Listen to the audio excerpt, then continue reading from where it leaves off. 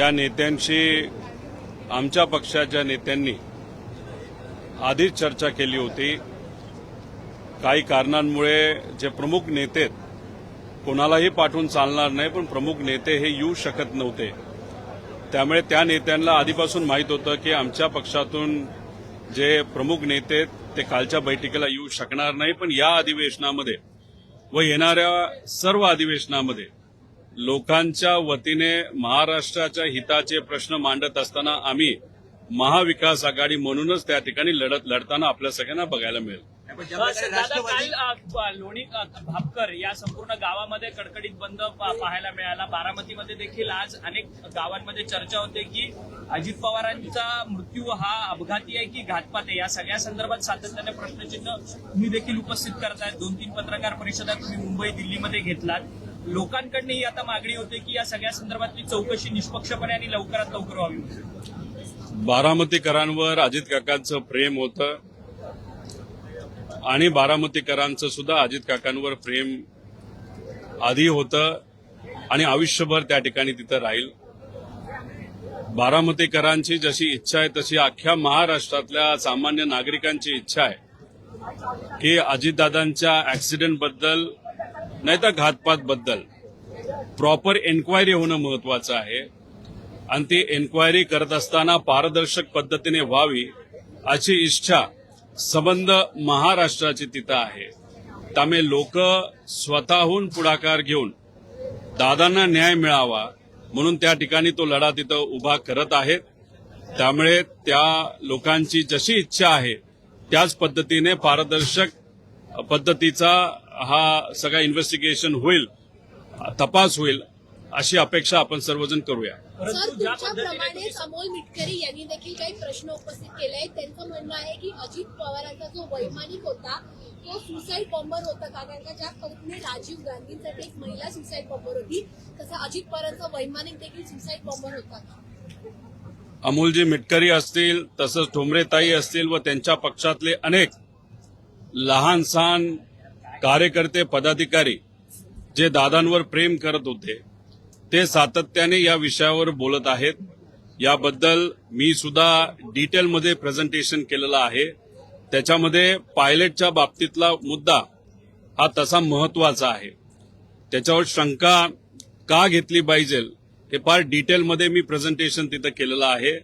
त्यामुळे ते जे बोलतायत आणि मी जे बोलतायत त्याच्यामध्ये काही प्रमाणात सेम काही गोष्टी आहेत।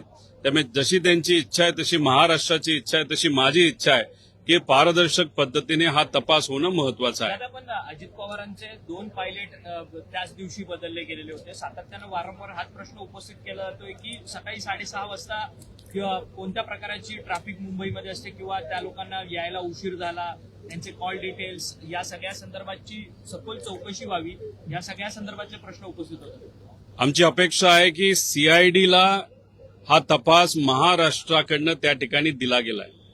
महाराष्ट्राची क्रिमिनल इन्व्हेस्टिगेशन करणारी ही एक महत्वपूर्ण एजन्सी आहे, पण गेल्या महिनाभरात सीआयडीने काय केलंय, काय तपासाचं स्टेटस आहे, सीसीटीव्ही कॅमेरा हे ताब्यात घेतलेत का एअरपोर्टचे, दोन्ही एअरपोर्टचे, त्याच्याचबरोबर जो क्रिमिनल बाजूचं इन्व्हेस्टिगेशन असतं की हे जे 2 प्रमुख वैमानिक होते ते अचानक बदलण्यात आले, ते का बदलण्यात आले, ट्रॅफिकचं कारण दिलं गेलं, खरंच ट्रॅफिक होतं का, ट्रॅफिकचे कॅमेरा तिथं चेक करावे लागतील। त्याच्याचबरोबर व्हॉट्सअप ग्रुप अॅरोचा जो मी त्या ठिकाणी सांगितला होता, अॅरोचा जो हँडलर आहे त्याच्याबद्दल जे काय मी सांगितलं होतं, त्याच्याचबरोबर दादा गाडीली जाणार होते ते का कॅन्सल झालं, अशा बऱ्याच विषयामध्ये सखोल चौकशी करणं महत्वाचं आहे। डीजीसीए कडनं आणि व इन्व्हेस्टिगेशन एजन्सी डीजीसीएच्या अंतर्गत नाहीतर सिव्हिल एव्हिएशनच्या मंत्र्याच्या अंतर्गत यांनी थातूरमातूर 2 रिपोर्ट त्या ठिकाणी दिले, पण प्रमुख रिपोर्ट येणं बाकी आहे। त्याच्यामध्ये प्रिलिमिनरी रिपोर्ट हा पुढच्या काही दिवसांमध्ये येईल असं कालच मंत्री महोदयांनी त्या ठिकाणी सांगितलेलं आहे। आम्ही वाट बघत आहोत काय प्रकारचं इन्व्हेस्टिगेशन त्यांनी आतापर्यंत केलेलं आहे, त्याच्यात काय गोष्टी समोर येत आहेत। कारण आतापर्यंत जी माहिती आम्ही दिली त्याच्यापेक्षा कितीतरी जास्त माहिती सत्तेतल्या काही लोकांची आणि व्हीएसआरचे कसे संबंध होते कशा पद्धतीने हे जे काही इन्व्हेस्टिगेशन नाही तर तपास आहे हा चुकीच्या पद्धतीने त्या ठिकाणी चालू आहे. सर्व पुरावे हे आमच्याकडे आहेत, पण आम्हाला याच्यामध्ये राजकारण करायचं नाही. खरंच काय ऍक्शन व्हीएसआर वर घेतली जाते. आजपर्यंत व्हीएसआरने कशा पद्धतीने चुकीच्या गोष्टी या विमान चालवत असताना नाही तर त्यांचा व्यवसाय करत असताना केल्या आणि दादांच्या बाबतीत काय चुका त्यांच्या झाल्या, त्याच्याच बरोबर कपूर नावाचा हा जो पायलट आहे त्या बाबतीत काय, आणि व सत्तेत असणारे जे सर्व नेते मंत्री आहेत त्यांचे संबंध व्हीएसआर बरोबर कसे होते, या सगळ्या गोष्टी आमच्याकडे आहेत. त्यामुळे तपास जर योग्य दिशेने जात असेल, 2-3 दिवसांनी प्रायमरी रिपोर्टमध्ये फक्त थातूर मातूर फक्त हे केलं ते केलं अशा जर गोष्टी न करता डिटेलमध्ये काही प्रमाणात डिटेलमध्ये जो तपास असेल तर आम्ही समजू योग्य दिशेने हा तपास त्या ठिकाणी सुरू आहे. पण उगाचच काहीतरी द्यायचं म्हणून त्यांनी दिलं तर मग मराठी माणूस काय असतो आणि महाराष्ट्र काय असतो हे मात्र त्या ठिकाणी या केंद्र सरकारला नाही तर तिथं असणारे जे एव्हिएशन मंत्रालय त्यांना आपल्याला दाखवावं लागेल असं आम्हाला वाटतं. सीबीआय बद्दल काही लोकांनी इच्छा व्यक्त केली, ठीक आहे, सीबीआयच्या माध्यमातून जर तपास होत असेल चांगली गोष्ट आहे, पण एक गोष्ट सर्वांनी नोंद केल्यासारखी आहे. सेंट्रल व्हिजिलन्स कमिटीच्या माध्यमातून जो रिपोर्ट आलाय 7,075 सीबीआयच्या केसेस अजून चालू आहेत. त्याच्यावर कुठेही निकाल त्या ठिकाणी अजूनपर्यंत दिला गेला नाही. त्यातल्या 2660 केसेस अशात ज्याच्यामध्ये 10 वर्ष झालं तपास चालू आहे. त्यामुळे बर्फात नाही तर फ्रीजमध्ये हा विषय टाकायचा आणि याच्यावर चर्चाच नको. जो कुणी उद्या जाऊन विचारेल की दादांच्या बाबतीत काय झालं तर उत्तर सत्तेतले लोक देतील सीबीआयकडे तपास आहे. अरे 10 वर्ष सीबीआयकडनं जर काही विषयांमध्ये होत नसेल तर या विषयामध्ये सुद्धा सीबीआयकडे जर तुम्ही केस दिली असेल नाही तर देणार असेल तर त्याला 2 महिने 3 महिने अशा पद्धतीने कुठेतरी कालमर्यादा लावावी लागेल.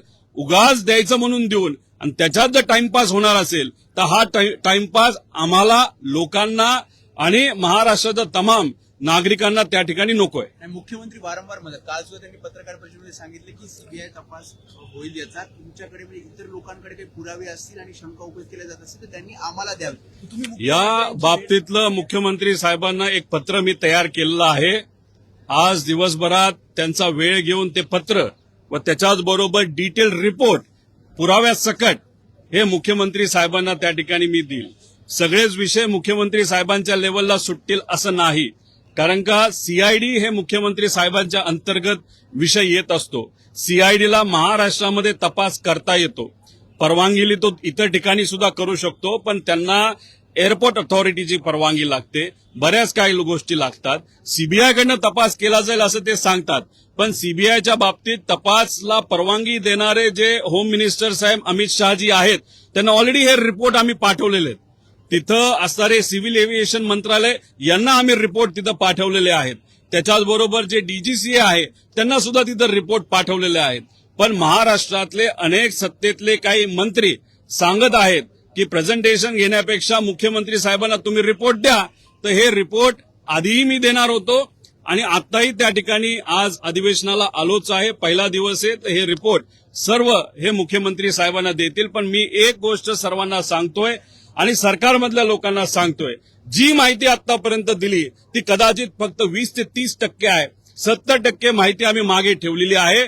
त्यामुळे जर तपास योग्य पद्धतीने होत नसेल आणि त्याच्यामध्ये जर काळं बेरं झालं हे फार सरकारला महागात पडू शकतं. त्यामुळे आम्हाला इथं राजकारण करायचं नाही. आमची विनंती एवढी आहे, प्रायमरी रिपोर्ट जो 2 दिवसामध्ये येत आहे तो योग्य पद्धतीचाच त्या ठिकाणी असावा. आणि ब्लॅक बॉक्सचा फोटो हा आमच्याकडे आलेला आहे, तो कसा आहे, किती जळला याची डिटेल सुद्धा आमच्याकडे आलेले आहेत. पण आम्ही वाट बघतोय की केंद्रीय एव्हिएशन मंत्रालय या बाबतीत कसा तपास करते, काय करते. त्याच्याचबरोबर श्वेता सिंग बद्दलची पण बरीच माहिती त्यांच्यावर कशा कंप्लेंट केलेल्या आहेत, कशा पद्धतीने श्वेता सिंग या भ्रष्टाचार करत आलेल्या आहेत याची माहिती सुद्धा तिथं आम्हाला कळालेली आहे. त्यामुळे या लोकांना बाजूला ठेवून इन्व्हेस्टिगेशन करणं हे जास्त महत्वाचं आहे, कारण का पारदर्शक इन्व्हेस्टिगेशनमुळेच कुठंतरी दादांना त्या ठिकाणी न्याय मिळू शकतो असं आमच्या सगळ्यांची भूमिका आहे. काल महाविकास आघाडीची जी बैठक झाली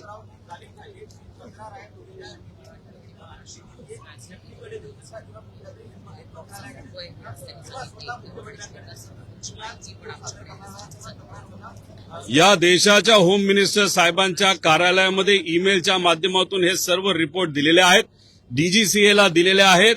त्याच्याचबरोबर जे या देशातले एव्हिएशन मिनिस्टर आहेत आणि आमची इच्छा आहे की त्या एव्हिएशन मिनिस्टरला त्या पदावर ठेवणं हे योग्य नाही, कारण का त्यांच्याच नेत्याच्या काही आर्थिक संबंध हे तिथं त्या ठिकाणी दिसत आहेत. आणि मी अजून एक गोष्ट नोट करतो की काही प्रमाणात काही गोष्टी माझ्या कानावर आलेल्या आहेत की आम्ही त्यांच्या परिवारातल्या महिलांवर त्या ठिकाणी आरोप करतोय.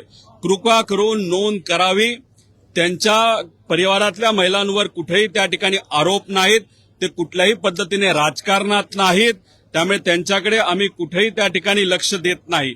आमचं फक्त एवढंच मत आहे की एक जी कंपनी आहे ती त्यांच्या नेत्यांच्या संलग्न असल्यामुळे तिथं त्यांच्याकडनं तपास पारदर्शक पद्धतीने होईल का असं प्रश्नचिन्ह असल्यामुळे आमची ही मागणी आहे की जे एव्हिएशन मिनिस्टर आहेत रामकृष्ण नायडू साहेब ते त्या पदावर राहू नये अशी इच्छा त्या ठिकाणी आम्ही व्यक्त केलेली आहे. काल महाविकास आघाडीची बैठक झाली, त्यामध्ये तुमच्या पक्षात समन्वय नव्हता म्हणून कोणी नेता येऊ शकला नाही की काय नेमकं? अरे हेच तुम्हाला सांगतोय की आम्ही त्यांना त्या ठिकाणी सांगितलं होतं आम्हाला येणं अवघड होतंय, कारण का तिथं आलं तर मोठेच नेते यावे लागतात. पण काल बरेच मोठे नेते वेगळ्या वेगळ्या ठिकाणी अडकलेले असल्यामुळे आणि माझ्यासारखा छोटा नेता नाहीतर कार्यकर्ता हा दिल्लीत अडकल्यामुळे त्या बैठकीला आम्हाला तिथं येता आलं नाही. पण याच्या पुढे आम्ही एकत्रित महाराष्ट्राच्या वतीने लढताना आपल्या सगळ्यांना बघायला मिळेल. लोकसभा आणि विधान परिषदेची निवडणूक होणार आहे.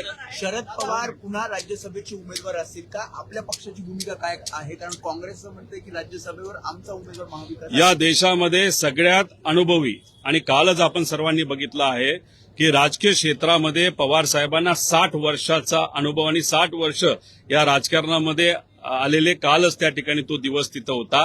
त्यामुळे या देशामध्ये एवढा राजकीय अनुभव असणारा अजून दुसरा कुठलाही नेता नाही. त्यामुळे पवार साहेबांच्या अनुभवाचा फायदा हा राज्याला आणि त्याच्याचबरोबर देशाला 100% त्या ठिकाणी होऊ शकतो. त्याच्याचबरोबर अजितदादांची सुद्धा इच्छा होती की पवार साहेब हे राज्यसभेमध्ये अजून एकदा त्या ठिकाणी गेले पाहिजे. आमच्या पक्षातली सुद्धा इच्छा आहे, पण पवार साहेबांना अजून या बाबतीत आम्ही विचारलं नाही. त्याच्याचबरोबर राऊत साहेबांनी इच्छा व्यक्त केली की पवार साहेब जर इच्छा दाखवत असतील राज्यसभेत जायची तर आम्ही तिथं पाठिंबा देऊ. त्यामुळे या बाबतीत महाविकास आघाडीमध्ये पवार साहेबांच्या बाबतीतली कुठं चर्चा झाली असं मला तरी वाटत नाही. पण जेव्हा चर्चा होईल तेव्हा सर्व लोक पाठिंबा देतील असं विश्वास त्या ठिकाणी आम्हाला वाटतो. पक्ष आग्रही असेल. पक्ष आधी पवार साहेबांशी त्या ठिकाणी बोललं जाईल. पवार साहेबांची तब्येत ही थोडीशी नरम असल्यामुळे पण आता ती चांगली आहे, त्यामुळे त्यांच्याशी डायरेक्ट कोणी तिथं संवाद या बाबतीतला केला नसावा. पण पुढच्या 2 दिवसामध्ये पवार साहेब जेव्हा मुंबईत येतील तेव्हा आमच्या पक्षातले काही नेते सुप्रियाताई हे त्यांच्याशी बोलून मग इतर पक्षाचे महाविकास आघाडीतले जे पक्ष आहेत त्या नेत्यांना त्या ठिकाणी आम्ही बोलू शकतो, बोललं जाईल आणि त्यांच्या पाठिंब्याने पवार साहेबांना जर इच्छा असेल तर ते नक्कीच राज्यसभेवर जातील. पण ही संवाद होत असताना अजितदादा पक्षाबरोबर आमचा संवाद होईल असं आम्हाला वाटत नाही, कारण दादांची ती इच्छा होती. पण आता या पक्षाची इच्छा आहे का हे त्या पक्षाच्या प्रमुखांना त्या ठिकाणी माहिती. तुमच्यासाठी सुरक्षेची मागणी सातत्यानं केली जाते. एक तर रोहित पवारला कुठली भीती नाही, रोहित पवार कोणाला घाबरत नाही, हे आजपर्यंत तुम्ही त्या ठिकाणी बघितलेलं आहे. काळजी कोण करते तर माझ्या परिवारातले जे सगळे लोक आहेत, ज्याच्यामध्ये माझी पत्नी असतील, मुलं असतील, आई वडील असतील, सासरे असतील आणि माझा जे काही कार्यकर्ते आणि माझे मतदारसंघातले लोक आणि सामान्य लोक यांना कुठेतरी त्या ठिकाणी काळजी वाटते. कारण हे जे काही तपास ज्या पद्धतीने अजितदादांच्या बाबतीत चाललाय तो योग्य पद्धतीने नाही चालला आणि तो योग्य पद्धतीने नाही चालल्यामुळे आणि जे काही विषय ब्लॅक बॉक्स पासून इतर विषय आल्यामुळे लोकांना जी माझी शंका आहे तीच लोकांना त्या ठिकाणी शंका वाटते. आणि सगळ्यांचं मत आहे एवढे मोठे मोठे लोक या विषयामध्ये जर असतील तर मग उद्या जाऊन माझ्या सेफ्टीबद्दल सुद्धा विषय निर्माण होऊ शकतो. द्यायची नाही द्यायची हा सरकारचा त्या ठिकाणी विषय, पण शेवटी मराठी माणूस म्हणून अजित काकांसाठी आणि काय खरं घडलं हे कुठंतरी आम्हाला कळलं पाहिजे, महाराष्ट्राला कळलं पाहिजे, या हेतूतून त्या ठिकाणी आम्ही लढत राहणार.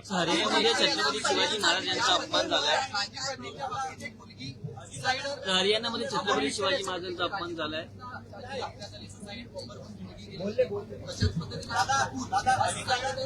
बोललो. सर असं छत्रपती पहिलंच अधिवेशन अजितदादांच्या शिवाय होत आहे. ते दुःखद भावना आहे. एक तर समजतच नाही की आता अधिवेशनामध्ये कसं बोलायचं, काय बोलायचं. का तुम्हालाही माहिती आहे, कधी कधी मीडियाशी बोलत असताना मागून दादा जेव्हा जायचे तेव्हा मिश्किलपणे ते टोमणे सुद्धा त्या ठिकाणी मला मारायचे. जेव्हा दादा आत येत असायचे तेव्हा घोळका आमदारांचा त्यांच्या बरोबर असायचा. एका रुबाबात ते इथं येत असायचे. चांगले कपडे. या अधिवेशनामध्ये येणारा पहिला माणूस, पहिला नेता कोण असायचा रोज, तर ते अजितदादा असायचे. आणि सगळ्यात शेवट जाणारा नेता कोण असायचं, ते अजित काका त्या ठिकाणी असायचे. असं एक व्यक्तिमत्व आज आपल्यात नाही. जेव्हा केव्हा त्यांनी अधिवेशनामध्ये मुद्दे मांडलेत, नाही तर एखादा निर्णय मंत्री म्हणून घेतलेला आहे, तो निर्णय घेत असताना महाराष्ट्राला केंद्रबिंदू ठेवलेला आहे. आणि शिस्त ही अधिवेशनात कशी असावी, कशा पद्धतीने विषय आणि मुद्दे मांडले असावेत, बोलत असताना कोण कसं बोलतंय, भाषणामध्ये मध्येच कोणी ते काहीतरी बोलतंय का, या सर्व गोष्टींवर तिथं लक्ष असायचं. त्यामुळे एवढा मोठा नेता, एक मराठी माणूस, एक मराठी नेता आणि शिस्तप्रिय अनुभवी नेता आज आपल्या बरोबर नाहीये. त्यामुळे या अधिवेशनामध्ये येत असताना कुठंतरी मनामध्ये दुःख त्या ठिकाणी होतंय. पण त्यांनी आम्हाला सगळ्यांना एकच गोष्ट सांगितली आहे, काय झालं तर लढत राहायचं. आणि त्या दृष्टिकोनातून आम्ही सर्वजण अधिवेशनात लोकांच्या वतीने, लोकांच्या हितासाठी, महाराष्ट्राच्या हितासाठी जे कुठले जमतील ते मुद्दे मांडत त्या ठिकाणी लढत राहू. शिवाजी महाराजांना मांडलेला आहे. अर्थसंकल्प ज्या प्रकारे आतापर्यंत मांडला, मात्र आता मुख्यमंत्री देवेंद्र फडणवीस हा अर्थसंकल्प मांडणार आहे. ज्या प्रकारे अजित पवारांची आखणी होती या अर्थसंकल्पावर, तसं मुख्यमंत्री पूर्ण करतील असं वाटतं. माझ्या अंदाजाने अजितदादांनी आतापर्यंत 11 वेळा अर्थसंकल्प या महाराष्ट्र राज्याचा त्या ठिकाणी मांडलेला आहे. आज जर दादा असते, दुर्दैवी घटना घडली नसती, तर महाराष्ट्रामध्ये सगळ्यात जास्त वेळा मांडणारे फायनान्स मिनिस्टर हे कोण असते, तर अजितदादा असते. पण आज ते आपल्यात नाहीत. तुम्ही जर बघितलं तर 82 पासूनचा त्यांचा राजकीय प्रवास आहे. एका कारखान्यामध्ये डायरेक्टर पासून त्यांचा सुरू झालेला प्रवास हा राज्याचे उपमुख्यमंत्र्यापर्यंत त्या ठिकाणी पोहोचला. काही काळ त्यांना अजून मिळाला असता तर या महाराष्ट्राचं सगळ्यात मोठं पद म्हणजे मुख्यमंत्री सुद्धा ते त्या ठिकाणी बनू शकले असते. पण आज ते नाहीत. पण त्यांनी दिलेली शिस्त, त्यांनी सांगितलेल्या गोष्टी याच्यावर लक्ष देऊन त्या आत्मसात करून आमच्यासारखे कार्यकर्ते येणाऱ्या काळामध्ये महाराष्ट्राच्या हितासाठी प्रश्न मांडत आणि काम करत त्या ठिकाणी राहू. हरियाणामध्ये छत्रपती शिवाजी महाराजांचा अपमान झालेला आहे. आपण पाहिलं रिसॉर्टमध्ये जे वॉशरूमच्या साईनबोर्ड होती छत्रपती शिवाजी महाराजांचा फोटो लावलेला आहे. जे रिसॉर्ट हे एका सत्ताधारी माणसाचं आहे तिकडचं. लगेचच्या लगेच तिथं कारवाई करणं महत्वाचं आहे. महापुरुष आणि महामानव यांचा आदर ठेवणं फार महत्वाचं आहे. असं जर एखाद्या रिसॉर्टमध्ये झालं असेल तर ताबडतोब ते रिसॉर्ट बंद झालं पाहिजे.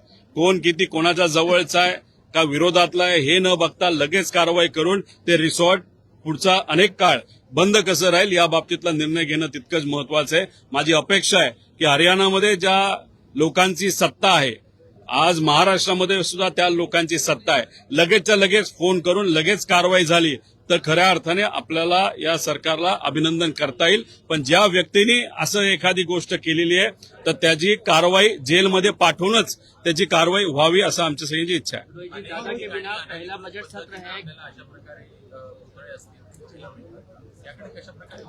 त्या बाबतीत नोंद घ्यावी. महाराष्ट्रामध्ये जिथं कुठं महामानवांचे पुतळे, ठीक आहे, पण पुतळे बसवत असताना लोकांची भावना सुद्धा तितकीच महत्वाची आहे. त्यामुळे लोकांना विश्वासात घेऊन नियम काय ते थोडंसं बघून, तिथं जागा आहे का, उद्या जाऊन विटंबना होणार नाही, कंपाऊंड आहे का, बऱ्याच काय गोष्टी बघून या बाबतीत काय करायचं सर्वच महामानवांच्या बाबतीत सरकारने त्या बाबतीत निर्णय घेणं तितकंच महत्वाचं आहे.